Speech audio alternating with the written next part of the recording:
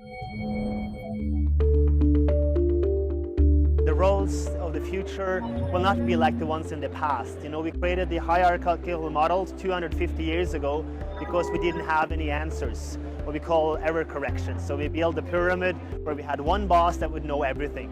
What we see today is that it's becoming more fluid, like a soccer game, where there are multiple roles, there are kind of sort of room for creativity, but it's still some kind of system.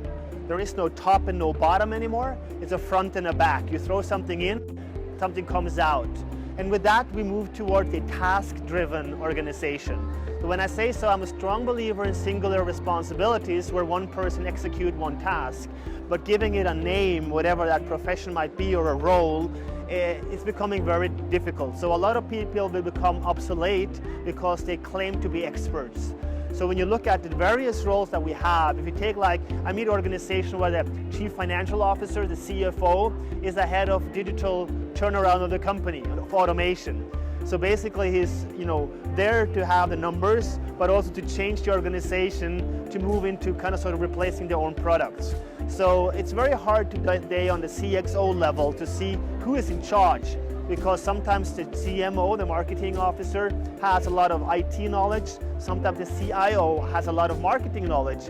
So the customer drives the organization. It's what the customer wants to do. And out of that evolves a lot of tasks. So we'll be moved toward task-driven societies. And when I think about that, I think that maybe the word job, having a job, will become obsolete.